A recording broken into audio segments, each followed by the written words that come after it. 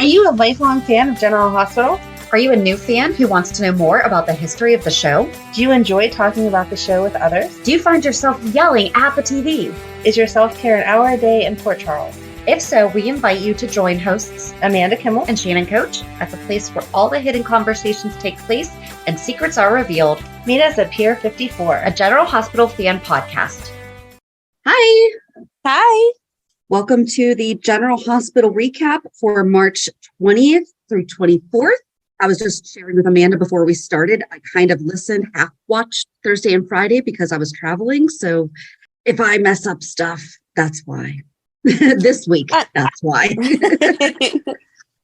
It's always nice when we have an excuse. Exactly. It's when we just forget things that stinks. Yeah. So we'll start with the Port Charles pipeline we received from Samantha Nolan. And it says, super fan here. I love it when y'all get tickled and giggle so much. One of you has a giggle that sounds like we are all at 13 years old, spend the night party. I think that might be you. I was thinking so too. And whoever falls asleep first gets their bra put in the freezer and toothpaste in there. Oh, you put toothpaste in someone's crack. Wow. I never did that one. No. The finger in the warm bowl of water because it was supposed to make them make you pee. Right. Right. Oh boy. I just wanted to say I saw James Patrick Stewart on Frasier. Oh. And the gang went on a ski trip and JPS was a gay ski instructor. People got confused as to who was attracted to who, and everyone kept going into the wrong bedrooms. It was funny, and JPS was so handsome and on point with his character. It was a great episode. Keep up the fun. I'll be listening. And oh yeah, I too do not want the Magic Milo act at the nurses' ball. Nice. I'm glad we're not the only ones. And I have another James Patrick Stewart pre-GH catch later. Okay. And then I had a thought as I was listening to Thursdays about the Spoon Island is what we did our Port Charles Far one about.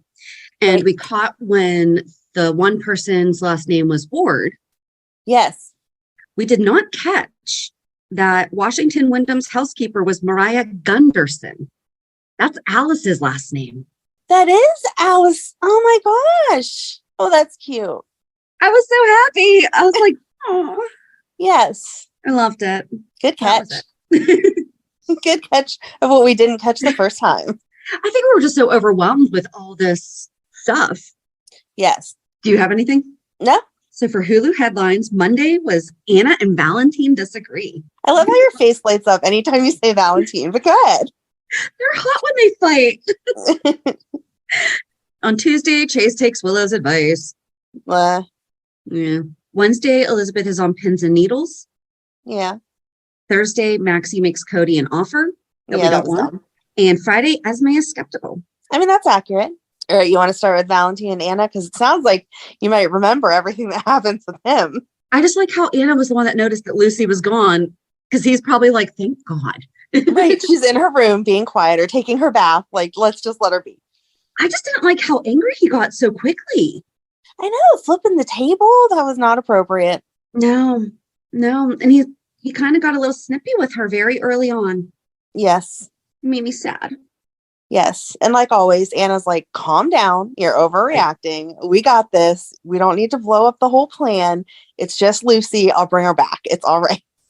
But then Lucy shows up and exposes herself to Maxie, yes. who almost killed her. Right. Rightfully so, though. Who are you just breaking into my office? But I love that Anna knew exactly where she was going to go. Mm-hmm. It didn't really take a brain surgeon to figure that out, though. No. She's mad about the nurse's ball. She's going to go talk to Maxie. But Maxie listened. She's going to get annoyed with that phone pinging every 5 seconds with the different instructions. Yeah. But she tried to respect the situation and diffuse it because at first Lucy was like, nope, I'm not leaving because no one's listening to me. And Anna's trying to force me to go. And Maxie was like, okay, I'll just give in. Please go back to wherever you're supposed to be because I don't want involved in whatever this scandal is with Victor. Right. But Maxie also didn't defend Lucy to Bobbie, which if I was Lucy, I'd be really hurt by that. Yes. You know, when Bobbie was like, oh, I guess Lucy made it look harder than it is. She always made things such a big deal and blah, blah, blah, blah. And Maxie's like, yeah. I thought for a second that Bobbie had seen Lucy and was just being an extra jerk to see if she would blow cover because, some of that stuff that she said, like, I know they're rivals, but come on, we're grown adult women here. We don't need to nitpick like that. Well, and when she said that they're doing a better job than Lucy, Maxie should have said, but we couldn't have done this without everything that Lucy's already done. So, yeah, she made it look easy, but it's because she had systems in place that were duplicatable. You didn't have to reinvent the wheel. You basically just had to, what have we had for year after year after year after year? Oh, that's right. Mm-hmm. Exactly. No, Lucy they had to dissect a private or a previous event, not create their own. So, and they even said when they were talking about who was going to MC it, like Lucy was her own act in doing all of that. So how are they going to live up to that?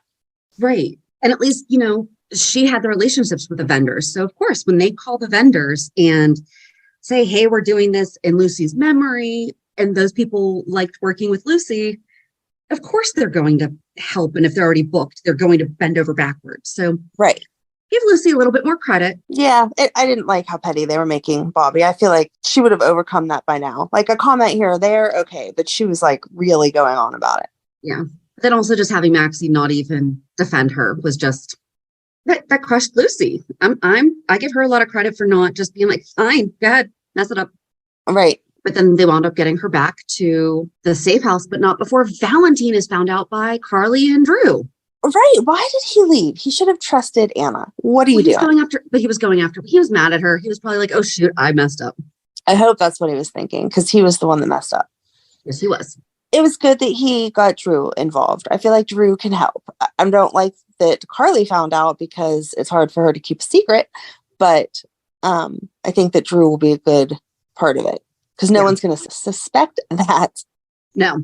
Well, especially Valentine was right. We worked well together before. Yeah. So, and they also want to take down Victor. Mm-hmm. So then they got the fake necklace for Eileen to give to Victor. I felt bad for her for a minute though, because she was like, okay, but what happens if he realizes this is a fake? Like, he's going to kill me. And they're like, it'll be fine. Just go ahead. We got this. So do you know what the catch was? What? Have you seen Pretty Woman? Yes. Okay. You know when Richard Gere snaps the case shut on Julia Roberts' fingers? So that was actually improv. That wasn't part of the script. And that's why when she laughs, that was her genuine laugh. Right. The scene as they are walking out to go to the opera, James Patrick Stewart was a bellhop. And he was the one at the front desk who like turned and was just like, at her. Okay. Yeah, I think we did talk about that before, but I did not make the connection when he had the necklace. And Valentine snapped it shut. And I went, that's Pretty Woman. And that's all right. Good job. And I tweeted at him and he has not answered me yet. So, oh no, I hope he knows. I'm checking real quick. Yes, because I just said, was the shutting of the necklace case when Eileen went to touch it a nod to your appearance in Pretty Woman? And then Lisa Carlisle said, I have no idea he was in that movie. And do you know how many times I've watched it? So I sent her the link to the scene of them walking out. And it's at the 1 minute, 10 second mark. If you go on our Twitter, you'll see it in the comments. And she said, wow, that's it. If you blink, you would miss it completely. No wonder. But thank you for sharing it with me. Aw. So I want him to answer me and be like, yes, that's exactly what I was thinking. Good eye, Shannon. We should talk. Yes. Let's have a private lunch date. In person. Yes, exactly. Let me fly you out here on my personal jet. But yeah, that was nice. No, good catch. I have seen Pretty Woman. I know we've talked about it before, and I was not thinking of it whenever he snapped the case shut. So very cute. But yeah, she was scared to take it because if Victor realizes it's a fake, he's going to kill her instantly. So 100%. I like how she delivered it to him and was like, all right, see ya, gotta go. And he was like, no, here, stay with me. So I'm hoping he does not know it's a fake. I hope it was that good of a fake. I think they needed a better story for how she got it. It should have been misplaced from police evidence. And then because they're going to notice that it's just gone. Right. And I would imagine a police station has, cameras. I would think so. I would hope so. I know it's Port Charles. They don't always do that, but maybe. I don't know. So yeah, I just thought felt like that part was unconvincing, because if she could just walk in and grab it, then why wouldn't Victor have done that himself? Right. Why wouldn't he have paid off a dirty cop or something, not just her? Yeah. So Yeah, I don't know. I hope that doesn't make him too suspicious. Yeah, I don't like it because I don't want her to die. I mean, I don't like that she's trying to, I know she's kind of coming around and we're not supposed to like love her, but I don't want her to be another victim of Victor's. Right. At least not yet. Develop the story a little bit more before you have to kill someone. Speaking of killing someone, though, Bobbie finally confronted Victor a year later. Right. At the Metro Court, Victor, I have something to say to you. I don't like that you killed my brother. Mm-hmm. And Bobbie, don't you think that I don't angrier over lesser? How about you tear the man a new one over killing Luke? Right. Not just be calm, cool, and collected. Like, not a fan. Right. She's like, I just want you to know that I know that you had something to do with it, because Luke wouldn't have just died from some freak accident. Right. Okay. You knew that a year ago too. What are you doing? Right. And I highly doubt that that's the first time that she's seen him this whole time. Right. Maybe. I don't know. Maybe it's a good build up for Luke to show up in a couple weeks. I would like that. At least a phone call. Give us hope. No, if they're going to do anything, it has to be him. Well, I'm glad you have those rules, but some of us don't. I just need the confirmation that he's not dead, because we refuse to allow him to be dead. If they could bring him back for Tracy's exit, even though he had no lines, That is true. I will accept a video call. Okay. Well, I will hope that accept they a listen. video call to Bobbie, as long as after she said last week, whenever she said that, okay. I've already had a very emotional morning, okay? I'm sorry. I'm not trying to make you cry talking about Luke. But when she said last week, like she just wants him to walk through the door and say, hey, Barbara Jean, like I want that video call. If he's not going to be on screen, I want that video call. Okay. Something else that's not going to make me cry. Because I'm going to have a lot of crying at the end. I won't. I might not. I don't know.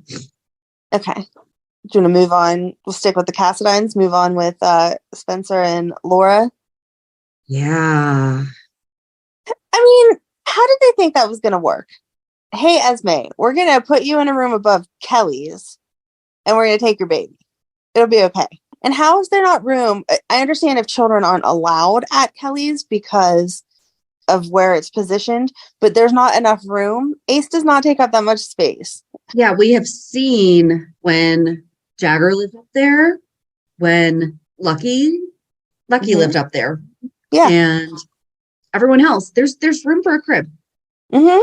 Or just a little bassinet. He's still supposed to be tiny. He should be in a bassinet for a while.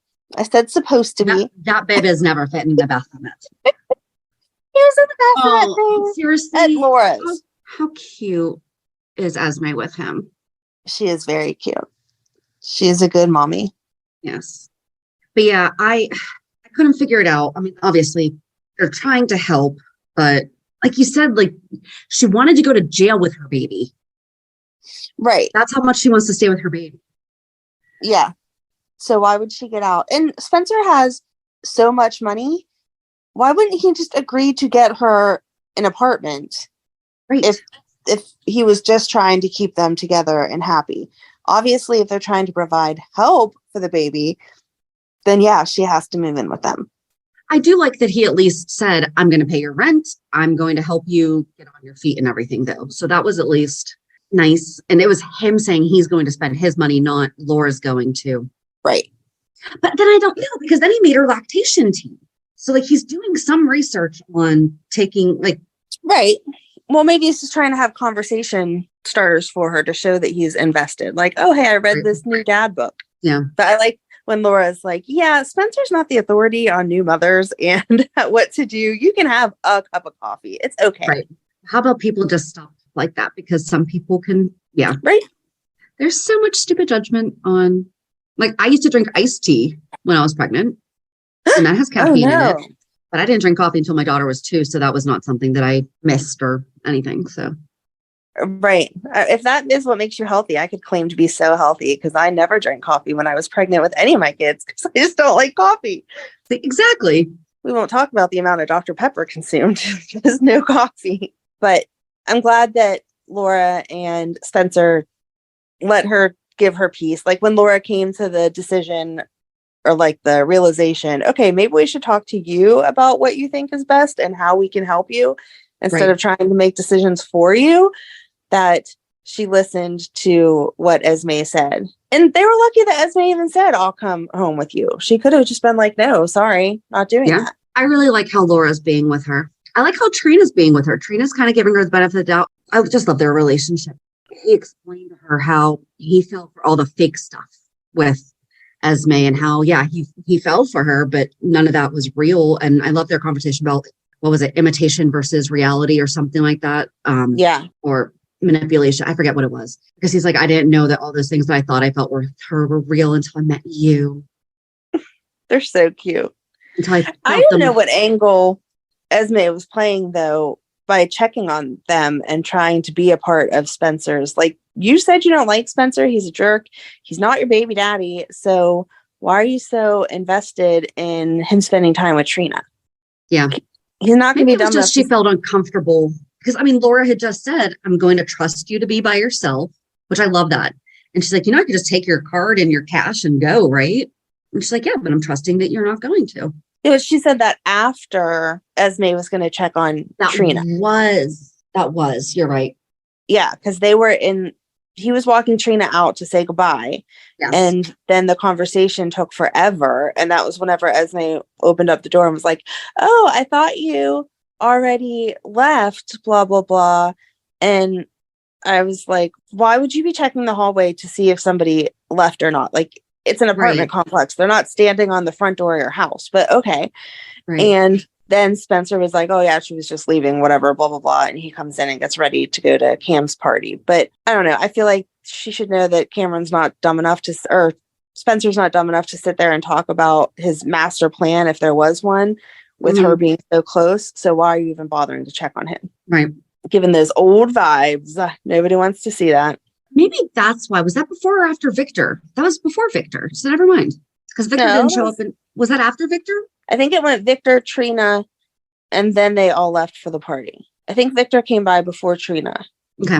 And they showing up. Right. Like, why did he even think that was appropriate? He's Victor. It's ridiculous. I understand if you're trying to get your way, but you're calculated, especially Victor. He's supposed to be smarter than anybody and have these awesome plans to get what he wants. You are more calculated than to just show up on the first day, hours after they get home, and be like, oh, hey, let me come claim my baby. Mm-hmm. Ridiculous. He needs to be raised by Cassadines. Right. No, he doesn't. Like Esme at that point was just going to be like, oh, okay, here, take my baby. And at what point does Victor think that being raised a Cassadine is a success story? Does he not notice most of them die? I don't think he's paying attention to that. In his mind, they're all good. But I'm glad that Laura instantly was like, yep, get out. You're not coming in here. We're not doing this. Mm-hmm. This is my house. I will call security. Because he said something about, oh, it's nice of you to ask me politely. And she was like, yeah, no, I'm not really asking you politely. Get out of my house. Right. Or get out of my building. Oh, but then she did because Laura was sang a song to Ace, put him down, and she's like, I can't picture Heather or Ryan ever singing to me if they had the chance. And Laura very kindly said, you are very fortunate that you were not raised by them. Yeah. It was without getting into all at some point, you don't have to repeat the things that you know that she already knows about them on top of the things that she's probably making up about them. It's right. She's probably right with all the things that she's making up about them too. So probably, although I could see Heather singing to her baby, it would just probably be some weird morbid song about how she's going to kill somebody or something. Have you ever looked up what most of the nursery rhymes though and the songs that we know? Yes, they're scary. They're dark stories. They are. And Disney actually takes all the grim fairy tales and makes them all pretty and stuff. So it's not like, we all fall into it too. We just don't know. I'm perfectly fine with that. I like that Laura's encouraging her to be the person that she wants to be. Yes, that's who you were. And now you've kind of been given a fresh start. Take advantage of it and we'll help you with it. It's not like she wants to go back to her old ways. Oh, that's what Trina said. What if Esme winds up being worse? Mm-hmm. That's what's starting that's a good point. A protective mom can be worse than anything else. So if she has her bad tendencies plus that protectiveness, it could be bad. I did think that she's being overprotective. She's learning how to be a mom right now. Right. That is very true. I did think it was funny. Not comes with manuals. even if they did, it still wouldn't follow the manual. No. Laura was like, here, I'll help you. And then she went back to get Ace. And then she walks out and is like, oh, did you want mommy? And hands him right to Esme. And I was like, that wasn't helpful. She could have walked and got him herself. If she was trying to have 5 minutes to herself, you carrying him out to her was not what she needed. Yeah. But okay. But all in all, I think I can't imagine that ever being a real situation. But if it was, I like the way that it played out, that was how it was working. Mm-hmm. So I didn't understand, like, not to jump right to Friday because that was the cliffhanger, but I didn't think it was really a cliffhanger that Esme was going to leave with Ace and then Cameron stopped her. I don't think she would have been dumb enough to leave, especially not with that money. Like, if Laura handed her $100 today, then most likely in 2 weeks, she's going to say, oh, honey, I don't know if you spent that money here, and give her another $100. Like, stay for a month and stockpile some money. You're not going to get far on $100. I would not have thought of that. What? I would not have thought of that. That you're going to get more money if you stay for a while? You got to build up the savings. Yeah, no. All right. Well, yeah, Esme, get a little more money. You got to have a plan before you leave. You don't just walk out with $100. I guess, yeah. In a diaper bag with 20 diapers and 2 outfits? Like, you're not getting far with that. Yeah. Anyway, but Cameron stopped her. So, or Yeah. Cameron was at the door. Oh, I was going to say, we don't know if he stopped her. True. She's not going to go with him, right? Like, that's not going to be. Oh, God, I hope not. Oh, I didn't even think of that. No, we're not making that a fresh start. I don't know. No. Mm-mm. Yeah, he's not going to leave Port Charles to go start his life in Stanford and bring a girl. And her baby that's not even his. No. Yeah. No. Maybe they'll start like a friendship. Maybe they're going to have a really good conversation and they'll start a friendship. And that's how they'll keep Cam kind of like in the storyline still while he's gone. They'll send letters or texts or whatever to Esme checking on her and the baby. Well, and he can encourage her because look at the great job that Liz has done. I mean, she was pregnant with him when his father was killed. And yet she managed to go to nursing school, has established a career and raised now 3 boys pretty much without any kind of a guy, even in the country. Right. So, and she also got pregnant by the wrong guy. Who? Liz. She got pregnant by Xander. That was Emily's man. Oh, I was like, wait a second. I'm like, what are you talking about? No. Liz got pregnant like by when Xander she got pregnant with Cam, and that was like, I don't know that any of her baby daddies were the right guy, actually. But how dare you say that about Lucky? Who left the country?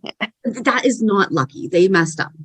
But yeah, he can say, my mom made a mistake with who she hooked up with too, and here I am, and I turned out okay. I'm going to Stanford, man. Right, exactly. And he's a very responsible young man and has level head on his shoulders and is going out to make his own. Yeah. So I'm glad they're having a party for him. And I'm glad that Joss is going, although I didn't like how she was making it about herself. Like, are you sure I should even come? He's leaving because of me. No, he's not. Right. He's leaving because he got a really good opportunity. And it's fine. If he said that you're friends and you can show up, you can show up. Do I think that he would have gone or even applied or still continued if they were still together? Probably not. But right. To tell Laura. But I liked how supportive Laura was. She was like, honey, you had to do what you had to do. You were not in love with him anymore. But she doesn't know everything. So she doesn't know that she did what she had to do. She just thinks that Joss just didn't like her anymore. She doesn't know what Joss did. Okay, but I don't think we need to tell somebody's grandma that much information. But that's the thing is in Joss's head now, she's like, oh, cool. I'm good. I can just be okay with that. Yeah. Hopefully she's smart enough to know that's not what Laura meant. She meant don't stay with someone that you're not in love with anymore. It would have been great if Laura had said something about, you guys just grew apart. You guys had a really tough year. I understand. It's not like someone else came between the two of you or something like that. It's not like either of you are seeing someone else. You just don't want to be with each other. It's not like she said something evil. Like that. But it's the truth. Feel bad for any girl if they ever break your son's heart. Jeez, you're going to be like, wow. As long as there wasn't an affair or anything like that. And it was just, that happens. It does. As long as he's not. To teenage love. But here's the thing. He already knows the things that I will 100% not defend him on. True. There are things that I have told him and I was like, no. Here's the deal. If your wife ever calls me and says X, Y, and Z, I have her back. I love you, but I have her back. So Yep. he already knows. Yep. I get it. All right. So that took care of Esme. Oh, Curtis and Trina. Since we're talking about the kids, we could jump to Curtis and Trina talking. Yeah. That was nice. And they don't know how to react around each other and behave, or not behave, but be around each other. I liked that interaction. And I do like that he keeps confirming to her that seriously, you do not have to make this decision at any point, like anytime soon. I'm not asking. It's just right. I was planning on being in your life by marrying your mom. So I hope that I can continue to be in your life in some way, no matter what happens with me and your mom. Exactly. And then Portia's like, oh, you guys are getting along. Great. Can I just slide in here and get along too? And he's like, no, I'm not telling you about my dad. We're not family. You can talk to him yourself. And he even said, like, there was a point where I would think that we could get through this or something. She was like, are you telling me that our love can't get through this? He's like, I'm not really sure. Not really sure. But then he goes and he goes to Charlie's to drink his scotch, and Jordan saddles up. Uh-huh. And he's like, are you telling me that if I had just forgiven you, we'd still be married? Yes. Right. Literally, if the thing that did not end your marriage didn't happen, you'd probably still be married, no matter what it is. Right. Right. It's I don't usually want them, how that goes. I don't want them to end up back together or making a mistake by hooking up right now or whatever, though. If their time has come and gone, and if we really are going to put them back together, they need to work through their stuff, not just fall into bed because she's being desperate and he's being sad. Yeah. And that cannot happen. But then he was like surprised that she remembered his drink. Right. Like, we were married, like, bro. Well, no, but that's exactly what she said. But I'm sorry. I know my friend's drinks, and it's been, a year and a half, 2 years since they've been divorced. Like, but she's like, it's an old wives' trick or something like that. No, it's called being considerate. Right. And there's just certain things that you remember. Right. Even if you don't want to. Like, oh man, get out of my head. I don't care anymore. But it's still there. Exactly. Yeah. Yeah. I just don't want them to make him so vulnerable that he's just going to fall right back into bed with her. I don't think he will. I think that he does have really strong convictions and is not going to do the thing that he is so mad about having been done to him. I think even if it's not about all of those good reasons, he's not going to do that to Trina because he doesn't want to give her any reason to not like him. Yeah, and then they talked about Trina a little bit about just how she's a great girl and all that stuff. Yeah, all that stuff we already know. Mm-hmm. We love Trina. Like, yes, Jordan, everyone knows that Trina's great. Yes, exactly. You're not alone in that thought. Right. There's not really an easy transition for that. Well, we could go to Trina and Marshall, even though that's kind of that was cute. No, that was cute. I'm glad that they're getting that relationship. She went home thinking that no one was going to be home. And he's like, nope, everything that happens here stays here. Anytime you want to talk to me, let's just, connect. Right, exactly. But then they started talking about Epiphany and about how she's been accepted to all these schools, including Johns Hopkins. And she's like, well, can't you go visit her on the weekends? He's like, yeah, sure. The train's 9.5 hours. So that's easy. Yeah. But then he tried to talk to her about Spencer and was like, here's the deal. If it's already crazy, you might want to be jumping ship. Isn't that good advice we all should have taken at some point in different relationships? But then I think she did a really good job of not justifying, but explaining telling him that they have really good communication, that they are working with each other through it. It's not like things are just happening. Right. And she's not involved in it. She just doesn't like what's happening. But what did she say? An item, but not friends, but not just friends. Right. They're figuring it out. Mm-hmm. And he had a really good line. DNA doesn't determine family, connection does. And I can't remember what that was for. I think that's whenever he was talking to Portia, because then he went to the hospital and she said that Curtis wouldn't give her any information. And he was like, yeah, you're entitled to information. You're the one that put me on this track. Then that's his decision to make. They're not Curtis's. Right. I did respect that Curtis. Yeah. I mean, I know he was being spiteful with it, but at the same time, at the end of the day, do not disclose other people's medical information. That's not your place. Exactly. But then Spencer showed up. So when there was a knock, I thought that was going to be the knock of someone coming to tell Marshall. And I thought that was going to be a cliffhanger. So I'm really, really, really glad that it was just Spencer. Mm-hmm. So we were in the car on the way to the Grand Canyon as I was watching this. And I told my friends and I said, well, here's the deal. I said, if you hear me crying, I'm okay. I said, but they're doing a lot of talking about this character now and the actress died. So I'm like, I know that things are coming. I'm okay. I mean, I'm not, but you know. Right. I don't want them to look in the back seat and be like, why is she just crying? Just sitting back there sobbing. Yeah. So that's kind of where I thought that was going, but it didn't. Yeah. So, yeah. I agree, but I want them, like, as much as I don't want her to die, she has to die because they can never, ever, ever think of replacing her.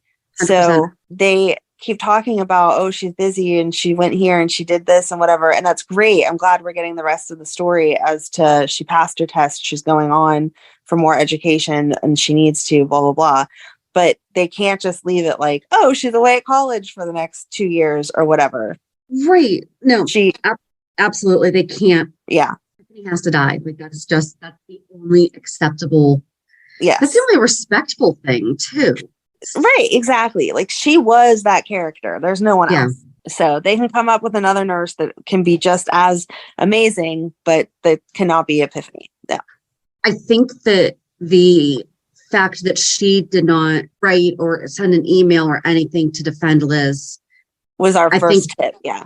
Yeah. I think that was perhaps no, she's gone because there is nothing that would keep that woman away, having one of someone that she supports back. Right. Exactly.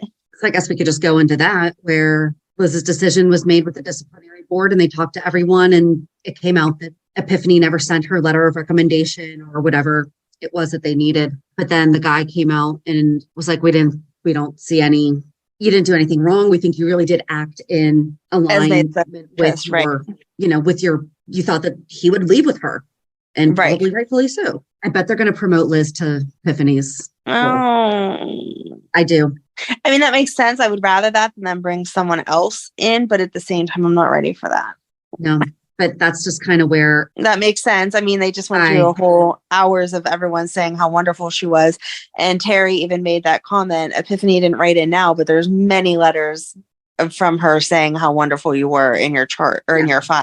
So that's what triggered that thought. And I'm like, it's going to be Liz because like she said, she's like, I've been at this hospital forever. Her family started the hospital. So, right. Well, they didn't start the hospital, but their legacy. Yes. Yeah, that's kind of off. But then she texted Epiphany. Yeah. Next week's she gonna called suck. her. Was like, can we talk? Yeah. Huh? She called her and was like, can we talk when you have a minute? Yeah, next week's not going to be fun. No, too many tears. All right, what else? We have to move on from that. Yep. She and Finn were cute. They were cute. And then they went out to get dinner with Violet and the boys. Jake was mentioned. We're not forgetting Jake. Right. I was really worried. I thought we were going to write him off. That's right. There are 3 boys, Elizabeth. So they said something about Cameron and she was like, Cameron likes me. He'll want to come. He's still sad. No, Violet saying Cam is still sad about Joss. Right. Makes sense. We're not going to go tell a 7-year-old. No, here's the deal. Yeah. See that guy over here? Please don't. Please don't. No, kids don't need all the information sometimes. No. So yeah, they were cute. I am liking Finn and Liz if they continue this cuteness for a while. This is how it should have started. It was so weird.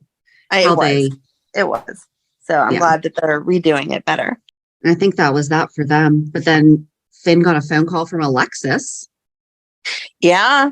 I'm not sure why. When is she going to learn? She's never going to learn, but I don't understand why that had to absolutely mean she was going to say something about his dad because her and Finn have been friends. She could have just been calling him to say, hey, we haven't checked in in a while. You want to go get a cup of coffee? Or they were in, not AA. What is it? They're in a support group, but they don't. It doesn't matter what it's called. I was going to say AA, but it's because not. Hers is alcohol. His is. Right. But anyway, they checked in with each other. But he doesn't drink. Right. But they checked in with each other like they were each other's sponsors or whatever. Right. So it would make sense for her to call and be like, hey, I'm frustrated with stuff going on at the paper and I'm upset about this or whatever. And I know you have stuff going on with Liz. Let's have a cup of coffee and check in. It didn't have to be about Gregory. Yeah. Can we just promote that nurse, though, that Gregory approached and said, I would like to talk to Dr. Parks. Again, why we're just not making a phone call to make a doctor's appointment. I've never walked into a doctor's appointment calmly, or like a doctor's office calmly and be like, I'm sorry, is there any way that they can squeeze me in? Usually if you go in, it's an emergency. Right. But she was checking his schedule, or we don't even know who Dr. Parks is, but she was checking the doctor's schedule. Finn comes up and she picks up Gregory being like, oh no, I was just checking to see how everything was going. And she's like, so do you still need that? He's like, nope, Finn will take me. I'm good. And she's like, okay. Yep, exactly. Good job remembering HIPAA. No named nurse. Yeah, exactly. Nurse with no name. You can have the gold star today. So yeah, then Gregory goes to Alexis and is like, why are you calling Finn? This is none of his business. You have no right to do this. And she says, in her very pushy way, well, I think you're an alcoholic because you're acting all weird. And he finally spits out, no, I'm sick. But he won't give her any other details. But before he did that, he laid into her like, oh, yeah. No, you're a hypocrite. And how about you leave me alone? Right. Just give me my keys. I just want to leave. Yeah. You had no right to take them. But I'm still just tired of it. Okay, so he yelled that he was sick. We already knew that since he was at the doctor or trying to make a doctor appointment. So can you give us more specifics? Like, I don't want to wait another 6 months for him to say whatever is wrong with him is wrong with him. So that's where I was going with it, because at one point I kept losing my connection and I'm like, okay, just say what was wrong with him. And so no, nothing. Nope. He said he was sick and she said, well, can you tell me more? Like, I want to help you, blah, blah, blah. And he was like, no, I didn't even plan on telling you that much. Give me my keys and I'm done talking to you. Like, our friendship's over. I'm done. I think it could be Parkinson's. It could be, but again, why? Just say it. Yeah. Just say it. I'm not waiting another 6 months to hear whatever is wrong with him. She's like, but you're my friend. And he's like, no, you don't do this to friends. Yeah. No, he's not wrong. I mean, I can see she's pushy, but I can see her wanting to know. If someone that I thought was my friend seemed sick, I would kind of be a little pushy of, come on, tell me, please. I want to help you. Diane called her out on that because she started complaining to Diane before Gregory found her. She started saying about how, I'm sorry. Before that, when she was talking to Diane, it was because she had just yelled at the journalist. Yeah. About not knowing how to fact check before just writing stuff. And Diane kind of said the same thing as she was saying, well, Gregory's an alcoholic. She didn't say, I think Gregory's an alcoholic. She's like, well, he's an alcoholic. I saw him stumbling and blah, blah, blah, blah. And Diane's like, well, did you see him drinking? Right. Exactly. Like, do you remember what you just yelled at that girl for? Like, yell at yourself. Right. Exactly. Has she always been this way, or is this recent? I know she's always been very overly confident. When she wants information to someone from someone that she feels like belongs to her, this is how she always is. I was going to say, never mind, because this is Sam and Jason. I mean, it didn't matter. It was fine when she decided to sleep with Rick. It was fine when she decided to sleep with Julie, and that didn't count. Right. But if Sam wanted to be with Jason. Yeah, exactly. He's a gangster. Julie and Jerome. Right. Do you know who Christina's dad is? But yeah, so I think she's always been like this when push comes to shove and it's someone that she views as her person. Property. Yeah. But again, I still wasn't interested because, yep, I knew you were sick. Please give me a little more information. I don't think that goes into anything. No, it doesn't. So we can just go totally different track of Sunny and Dex. I was liking their conversations and them like getting into it. And then he shows up at Kelly's and is like, hey, what's going on? And leaves Dex inside with Cameron. That was like, oh no, I think the whole place is going to explode. Don't do that. Oh, and that was right after Cam was picking up his last check. Yes. And see, Cam has manners. Mr. Corinthus, I no longer work here, but I'd be happy to take your order and give it to the staff. Yep, exactly. So cute. Yeah, Cam had some words for Dex. Mm-hmm. But I felt like those were genuine. Like, listen, don't hurt my friend. Not even my ex-girlfriend. Just don't hurt my friend. Right. So, and then Sunny and Dex went to have a conversation with Miss Wu about, are you trying to kill me? Because this shooter came from a bar that you own. And she was like, yeah, I don't monitor everyone that drinks at my bars. I just take their money because that's what bar owners do. Well, and she's talking about all bar owners do, but like as an investment, you know, she's an investor. She's not like the head manager or anything like that. Right. She's not in the bar every day seeing who's coming and going. And like she said, you know what I'm talking about. Mm-hmm. You know, can you name every one of your staff at coffee shops or at any of your businesses? Exactly. And then he got on her about buying Brando's shop. And she was like, okay, you're right. I should have said something to you, but it's a good investment. Like, I know she's not going to, but I still wish that she would say to Sunny, maybe you should watch your cousin a little bit better. Like, come on, give the tip off. I know in the end you want the money, but at the same time, poor Sasha. And she has no idea. She's like, sure, you know what? Let's spend some of my money. I'll start paying you a salary because you're doing so wonderful. Right. So Gladys's salary comes out of her money. Yes. When she's already paid Gladys unknowingly hundreds of thousands of dollars. Fantastic. Well, and that's the thing, that I think that's how she's going to be found out, because Sasha offered to buy Gladys a dress because she's going to go walk the carpet at the nurse's ball with her. And I mean, I don't think that they're going to be spending thousands of dollars on a dress, but no, but I bet there's some kind of phone call that has to be made to set up like, hey, I want to pay my person $1,000 a month, $2,000 a month or whatever. Can you just give me like, what are my accounts at right now? And then we can go from there. Cause I want to know, you know, what I've spent and what I haven't. And they're going to be like, oh yeah, instead of $500,000, you have $20,000. Right. I'm just like, excuse me, where did that go? Exactly. Oh, but I did like the Deception is donating $300,000 to the nurse's ball, and they are matching any donations made.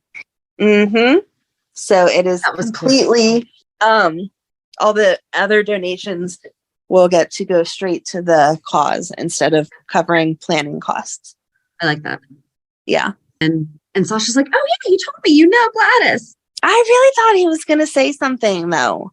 I kind of wanted him to. He's a protector and he sees that Sasha is getting taken advantage of, and he likes Sasha. We don't know where that's going to go because right now it seems like Sasha has a interest in anyone that says hi to her. But really, not that she's ready to jump in with somebody else, but it's like they don't know what to do with her. So any guy that says hi to her, she's like, hey, and has a conversation like with Chase. For one minute it was like, oh, are they going to try to put her and Chase together? And then I think that's us putting it on that. I don't feel like she's seeming interested in the guys. Maybe it's us just saying, oh, well, the person's single now and they're putting them together. Is this what I feel like that's us putting that on them? I don't feel like Sasha is maybe it's showing interest. The men showing interest now that she's available. I don't know. It's just, yeah, she hasn't had a 5-second conversation with anyone lately that is a man. And before that, you know, she could just say hi. And now it's like, hi, let's have a 10-minute conversation to see if there's a spark or not. I think they're trying to figure out where they want to put her. I think that's us putting that on, not her. Because I don't pick up that like she's trying to find somebody else or even see if there's an interest. I think that's us just being like, okay, well, Chase is single now and Sasha's single now. We know that they got married once, or, you know, they didn't get married, but they got together once. But then like Cody just lost Britt too. So I think her interest in him, quote, interest in him is understanding that he just lost someone that he really cares about in a very tragic way. And so she's just, and also he's been nice to her. Right. So I don't know. I don't pick up on her trying to be romantic or beyond friendly with anyone. It's just, I think we're putting those eyes on because we know how they don't like to keep people single, even though you can be single, you can bring people gifts without wanting to sleep with them. What? I do it all the time. I have never heard of that before. But I think Cody was kind of giving Gladys the opportunity to. But she's not going to. But I think he was letting her know, hey, I know, without Oh, absolutely. so much. So maybe she'll wise up and No. but I think that's what he's trying to do is give her that opportunity to straighten up, or I'm going to tell her. I was going to say, I hope he doesn't let it go too far before he tells her, because I don't think Gladys is going to say it ever. So, but anyway, then he goes outside with Maxie. He also did tell Sasha when she sold the garage. So Yes. he's not beyond saying it. Right. I think he knows that he needs to know before he's going to say something. I guess so. So maybe right now he's just suspecting, okay, maybe it was just a legit business transaction that he saw Ms. Wu and Celine, or Ms. Wu and Gladys doing, and that's it. Yeah. Maybe he's just letting her know, like, I'm watching you. Maybe. I hope so. Like I said, I just hope he doesn't let it go too far. But then Maxie takes him outside and is like, hey, do you want to be a part of this wonderful act? And he says, so basically you want me to strip and get naked? And she's like, no, you can keep your boots on. And I'm like, okay, you should also tell him that he'd be keeping his boxers on, because that's an important part of it. And I feel like he has they should do something with him and Leo, like teaching how to rope horses or something like that. Yes. That would be cute, and it would still be sexy as all heck, because there's nothing better than a cowboy with a kid. It's like, come on. I think it'd be sexier. It's a guy taking an interest in a child and teaching them something. Little hotter than, yeah. I agree. That's, that would be so good. It would be so cute. So, I don't know. But he agreed. He was like, you don't need to keep talking. Yes, I'll do it. I'll help. And apparently, though, he has done stunt work on horses, including being naked on one. Yes. Sounds like an interesting movie he was in. Yes. The stories didn't really flow into each other like they have the past couple weeks. No, but we also forgot to talk about Dex explaining how he got his job to Joss. Oh, yes. He's part of a program where they do soldiers for hire. And then yes. They're on the couch and Michael knocks on the door. Yep. And he's like, it's not a good time. Michael's like, yeah, no, I need to come in. We need to talk. And there's Jocelyn. I thought she was at least going to like hide in the bathroom or something. Instead, she's just like, here I am. What are you going to do about it? Right. So how he did not kill him right then and there. Right. I gave you one instruction. Stay away from my sister. Then Michael tells him, all right, I did kind of like his solution. Instead of killing him, he was like, okay, cool. So this is done. You're going to leave town now. Bye. Right. Like, don't need your services anymore. I told you to stay away from her. You did not listen. But then Dex told his own and was like, so here's the deal. This is my personal life and that's my work. Yep. And Jocelyn said, you send him away, he's going to get killed. Like, Sonny's going to find him in a minute. You have to finish out this plan now. Yeah. So, I don't know. It's going to get interesting to see them playing each side. Back to when Cam and Dex were talking, he was outside talking with Joss about basically, hey, I just need you to be careful.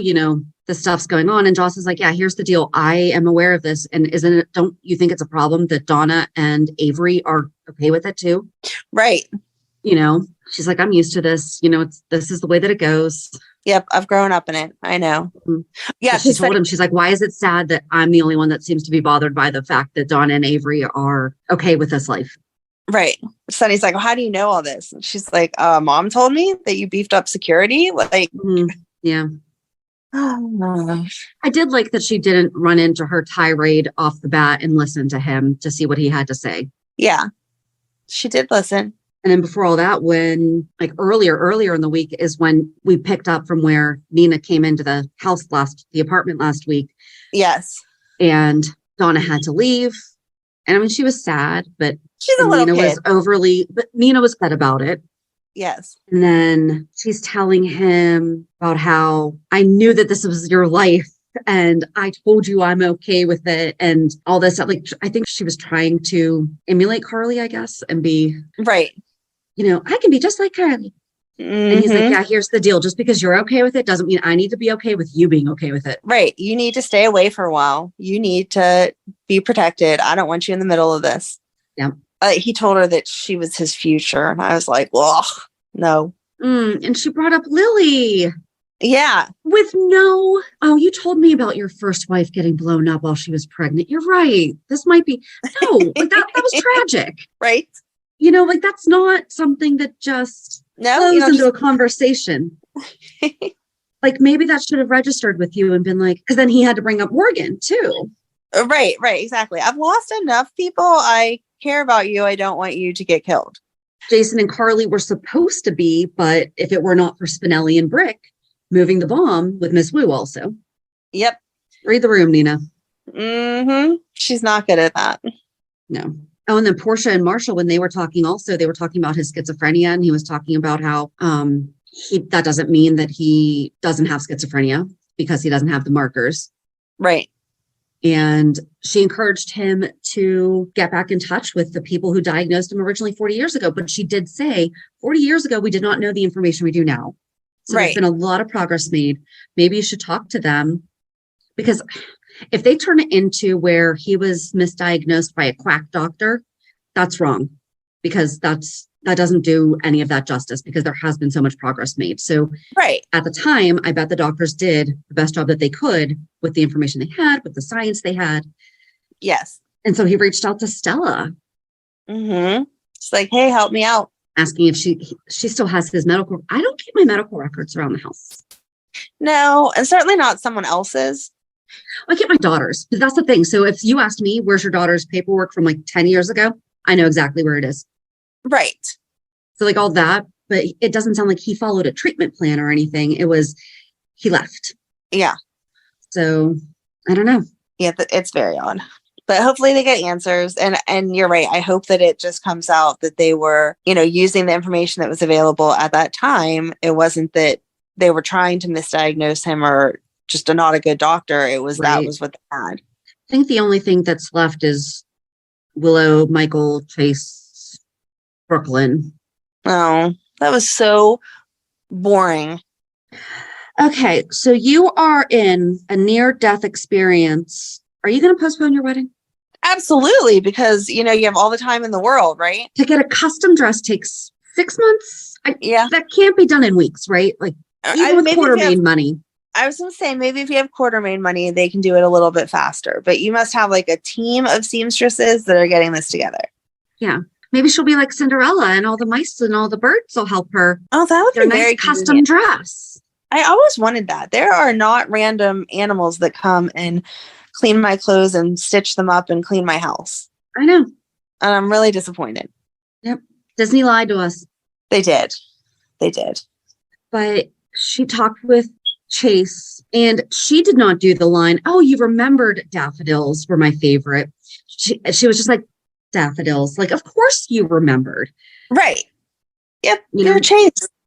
So, no, they were cute. And I liked that they had a good, because at first when he walked in, I was like, are they trying to make it like he still has feelings for her? Because we've done that. Like, we've been over that. He's happy that she's with Michael and moving on. So we're not going to. Well, he's moved on too. So he's not coming there to be like, oh, geez, I'm so sad that you're marrying Michael or whatever. Right. And so then whenever they started talking as friends and she was like, okay, give me the scoop. I can see there's still tension between you and Brooklyn, blah, blah, blah. And don't waste time. You don't know how much time you have or whatever. I did like that part of the conversations because they've grown to be good friends at this point in time. They know each other really well. And I like that when he challenged something or questioned something, she's like, because I was the girl that you used to look at that way. Right. I know your guys don't seem to understand that we can pick up on that stuff. Yeah.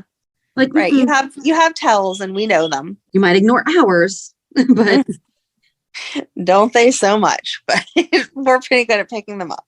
But then she had a really good conversation with Brooklyn also. Yeah, Willow's conversations with everyone were fine. It was whenever Chase went to talk to Brooklyn that I was like, what are you guys doing? She did get her songs back, but part of that contract was so that he would leave Chase's contract alone. And instead of opening up with, hey, I signed a non-disclosure because he was going to try to take your contract too, she's like, oh, I signed a non-disclosure so that I could keep my songs. And then he goes right back to being mad at her. I understand. And rightfully so, with the information he had been given. Yeah, right, exactly. But, and why wouldn't she say that? I don't know. It doesn't make any sense. That was part of it. It's not like that was something that just happened and she was like, oh yeah, this was a cool, side thing that came with it. He also wasn't going to take your contract. That was her motivation. Right. Exactly. I don't know. I don't know either, but it made me mad because then he didn't believe her and he was like, I'm so tired of all your crap, blah, blah, blah. And it's like, no, for when she's actually telling you the truth, when she should tell you, not after you guys hook up or whatever. And you're not hearing it because she worded it all stupid. Yeah. So now we have to drag it out again for, Link to brag to, what's his partner's name? Blaze. Thank you. I should remember that from Paw Patrol. But anyway,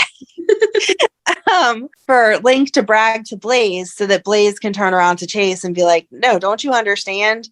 She may have, messed up all of us as far as helping give testimony, but at the end she did it so that you could be free because you have a signed contract he was going to try to take. Right. Exactly. Like it really, yes, a lot benefits her, but there really was a lot isn't anything to do with her. Right. Her main motivation was absolutely to keep him from getting put into a contract with Link. So he's going to feel like a jerk when it comes out. And I don't know why we had to keep, again, it took forever for them to get together to the point that when they did, we were like, oh, okay, now they're apart and they're trying to get back together again. And it's like, let's just have them have the, oh my gosh, kiss and make up and move forward. Right. Because we're never going to have that moment again where he just had a great conversation with his ex-girlfriend who encouraged him to go see Brooklyn. And right. And it should be the flip side now when he does find this out and come back to Brooklyn and be like, hey, oh my gosh, I realized you were telling me the truth, that she should be angry and be like, why do you need Blaze to tell you I was telling you the truth when I told you I was telling you the truth? Yeah. Very frustrating. It is. But then also Willow asked Drew to walk her down the aisle. Yes. That's cute. I liked that. I really, really liked it. I did. Although it's a little weird that the guy walking you down the aisle is dating your mother-in-law. We like to just keep those lines extra blurred. Yeah. I mean, it's not inappropriate. It's just weird. Yeah.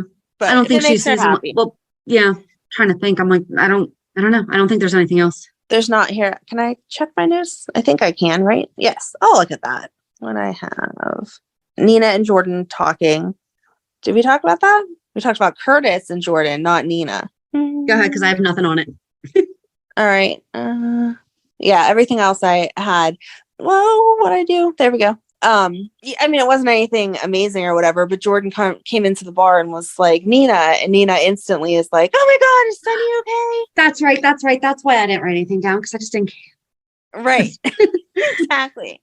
And then she's like, is there something going on that would be an appropriate reaction? And Nina's like, oh no, my head's just all over the place because, my daughter is sick and this is going on and blah, blah, blah. So I just didn't know. And yeah, it ended up being stupid and pointless, but we had to have that moment where she was like, oh no, is Sunny okay?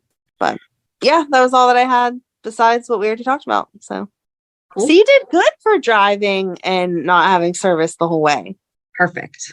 Not driving. Shannon wasn't driving, watching GH. I was not driving. Somebody was driving, but I was in the car that was being driven and service was going in and out. Yes. Well, it was only Thursday and Friday. I watched Monday, Tuesday, and Wednesday before I left. So it was just Thursday and Friday that I needed to watch. But yeah, that's why I was like, did Gregory say? And we just didn't. No. Perfect. I would have loved to have been like, oh yeah, didn't you hear he has blah, blah, blah. That'd have been great for our show and great for the show in general. But unfortunately, nope, he's still keeping it a secret. All right. Reality check. Oh, I don't have anything as good as you do as far as reality check. I'm not, off jet setting the country like you have been the past couple weekends. I don't think there's really anything exciting. Well, we celebrated the girls' birthdays Friday night with my family. I was going to say, I'm like, you have birthday week. What are you talking about? Yes, birthday week is coming up, and Emily requested this weekend off to enjoy before her birthday. So we celebrated the girls' birthday at my mom's on Friday, and then we're going to celebrate Matt's on his actual birthday next Friday. Nice. So, yeah. But besides that, it wasn't anything I don't know, his birthdays. And there are those ages where all I want is gift card and money. So it's not even like they got some crazy present that I'm like, oh my gosh, I'm so excited about. And Megan had wanted a new tattoo. And so she got a tattoo last week that her dad and I split the cost of. So it's not even like, oh, I have this really cool present I can't wait to give her on her actual birthday. It's like, oh, that excitement's done. So it's not as fun whenever they're old. I'm excited for Matt. Did I know that she had a first tattoo? She has butterflies. You would actually like it. She has butterflies. I didn't know that. Yeah, they're recent. She got the butterflies in January as part of her Christmas present from her dad. Okay. And this one she wanted. And then we have both agreed we are not letting her get any more until she is a grown up. But she had thought these out, talked about them for a while, and had like a real sentimental value behind both of them. And so that was why I went ahead and let her get them, because I'm not normally a huge I'm not saying, fan. you said another, and I'm like, when did the first one happen? No, I just mean she is not. Megan's been getting tatted up since 5, and I didn't know. Right. No. Exactly. No, I am not usually for people under the age of 18 getting tattoos, because we know as teenagers we change our minds every other day about what we want and what we don't want. But I made an exception with these because she had actual reason behind them. So anyway. So yeah, she got the tattoo and it's her present. So I'm not really excited about their birthdays as much as I could be, because they're like not exciting ages. But Matt's turning 25 if everyone wants to feel really old with me. He can rent a car. Yay. Right. He keeps saying that his girlfriend was like, we can stay in hotels now, because that's another thing that they like don't let you do, or Airbnbs. I'm sorry. Oh, okay. I'm like, I was Airbnbs. Definitely staying in hotels before 25. You might want to add on to that story. Listen, I could also buy cigarettes at 18 that now you can't. So who knows? That's true. That's true. It laws could have change. changed. But I guess Airbnb is 25. So she was like, you can rent Airbnbs and rental cars. And he was like, I'm just excited if my insurance goes down, because now I'm like a real adult. So Yep. But anyway, yeah, so we did that. And his girlfriend and I had breakfast together yesterday because it was Ryan's dad's birthday, because everybody has birthdays in March. So Matt and Ryan went out to celebrate with his dad, and the girlfriend and I went and had some breakfast and just hung out. So it was nice. Cool. But yeah, so tell us about your exciting plans. Are you winning all kind of money? Have not even. Okay, I've walked through the casino because I have to get to my room. But right. We're not doing any of that. Oh my gosh. There's so much other stuff to do than gamble.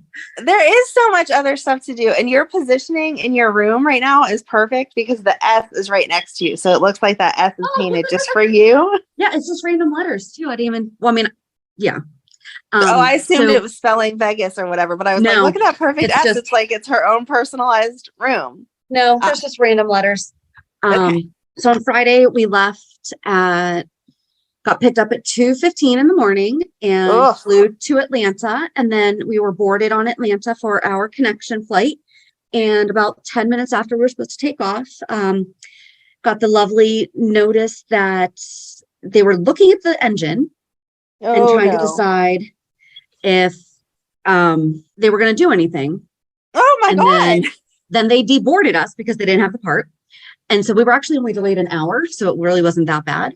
And then, hi, Susan just walked in. Hi. And then we only made it like an hour and a half late. So it wasn't that bad. And then Friday night, we went to see Menopause the Musical, which is hysterical. So good.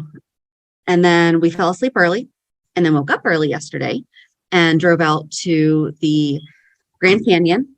Nice. Which I had never seen before. And as soon as I got up to, I started crying. Of course you did. It's breathtaking. It's amazing. And then we went to the Hoover Dam. Mm-hmm. And, but still at the Grand Canyon, there's this second stop that you go to that's called Guano Point. And it's like this huge pile of rocks. But I'm not going to explain this very well, but it's a really high point. And I climbed up to the top of it by myself. Not like, nice. I mean, Susan and Dee Dee have done before. So they're like, no, I'm not going to do that. But I went and did it and had a pretty good, I had my time. I had my quiet time. And then we went to the Hoover Dam, and then we went to an 80s cafe called Back to the 80s.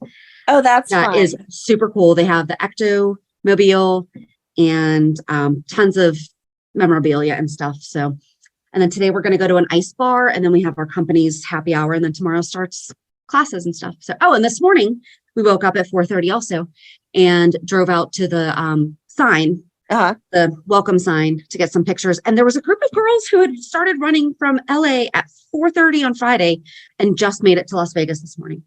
That's insane. Mm-hmm. So we let them go first for pictures, and we saw the sunrise. So it was fun. Oh, nice. Well, it sounds like you're making the most of every minute. So that is very cool. I can't wait to hear about the ice bar. That sounds awesome. Yeah, it's going to be fun. But yeah, so Thursday's 411 is a fan spotlight with Andrea, and it's fun. It's fun. Everybody should have their Kleenex out for this week, I feel like. Yeah, yes, definitely. So I guess join us on Thursday as we talk with Andrea. Have a good week. And we'll meet you at the pier. Bye. Bye.